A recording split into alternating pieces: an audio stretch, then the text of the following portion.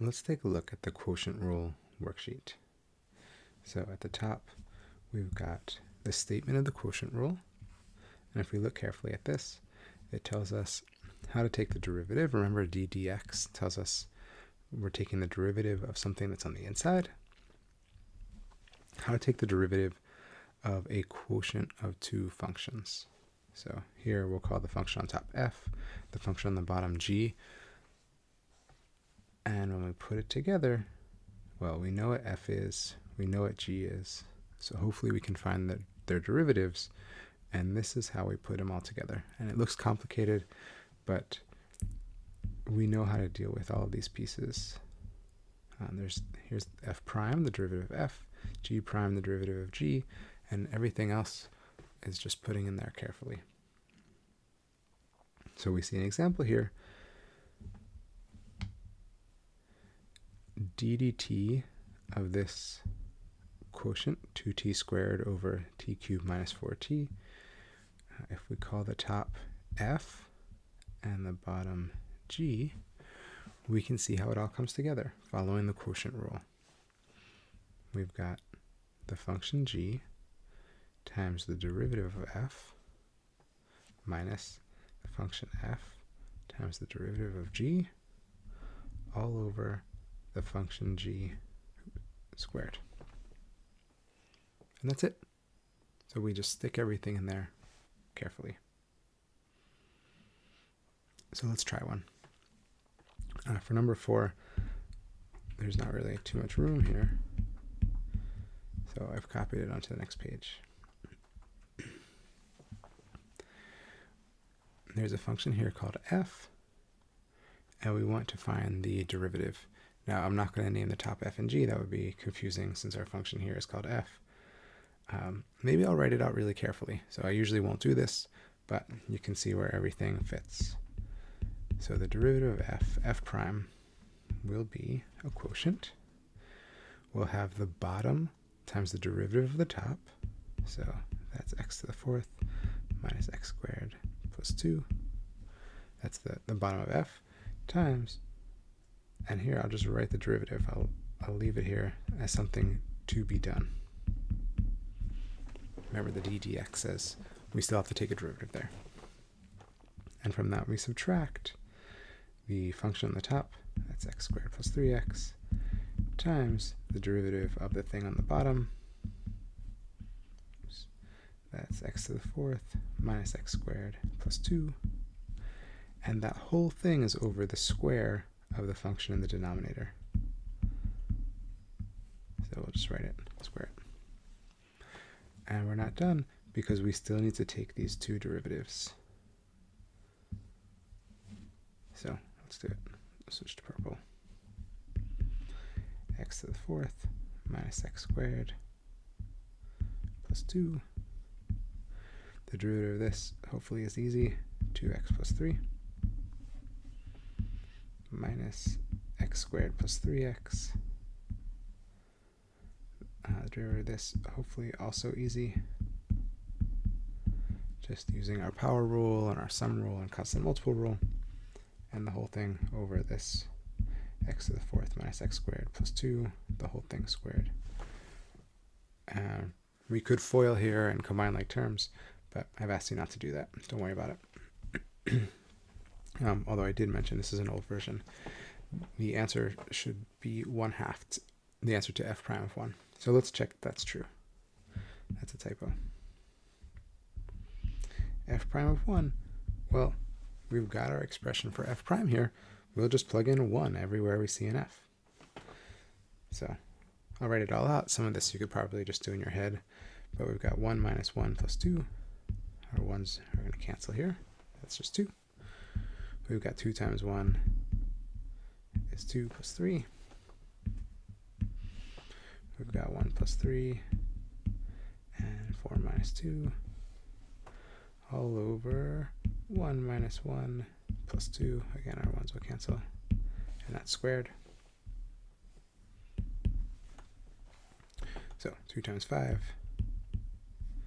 minus 4 times 2 all over 2 squared is 4. That That's 10 minus 8 over 4. 10 minus 8 is 2. 2 divided by 4, 1/2.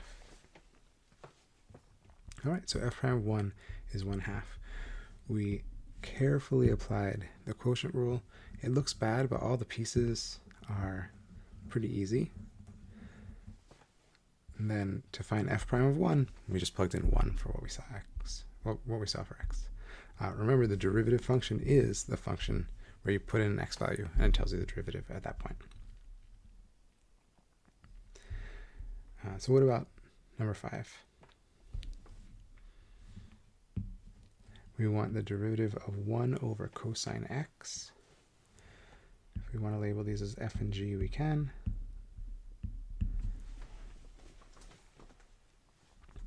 So the derivative will be, again, carefully following the quotient rule, g times the derivative of x. And the derivative of 1 is 0. 1 is just a constant. Minus f times the derivative of g all over g squared. So cosine squared, usually when we square a trig function, we write it this way. But that just means cosine of x squared.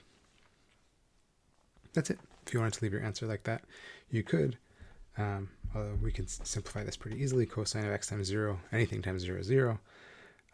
Minus 1 times minus sine of x is just sine x over cosine squared x. And that's a perfectly good answer. We'll say more about this in the trig functions derivatives chapter. And the last one, number 6. We've got this function here, and I claim that there's multiple ways we could take the derivative. Of all the ways here, I would probably pick the first. So simplifying it and apply the power rule. So how would that look? Well, we can split it up into 2 fractions.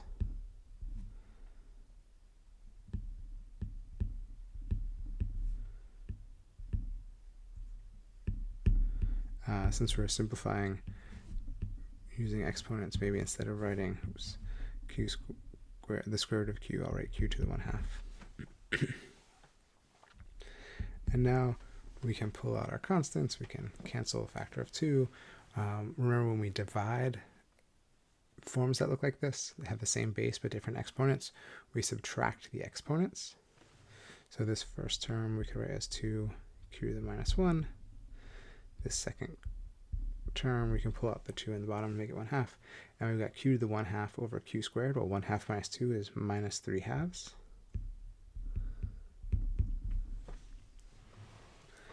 And so then just applying the power rule, well, I'll leave this for you to try.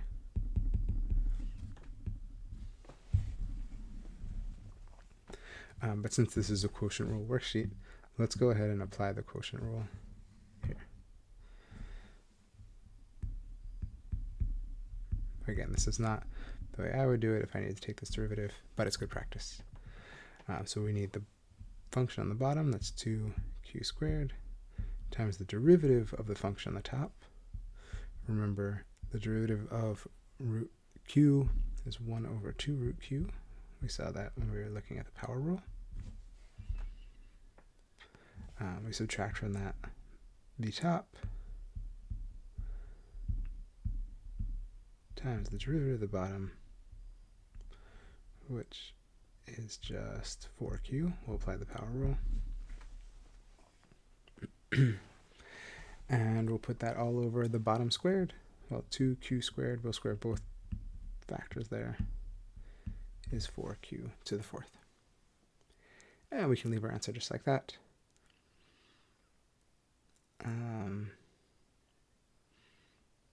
Let's see, how could we rewrite this using the power rule? Maybe I'll set it up and I'll leave it for you to try and verify that we get the same answer. Remember that having an exponent in the denominator is the same as having a negative power. So this is not the derivative, this is just h of q. Let's see, we can pull the 1/2 out to the front. Q to the 2 in the denominator, I can write as q to the minus 2, and then times the numerator. And I'll leave it for you to try it out and see what we get as the derivative. So try some more of these. Good luck.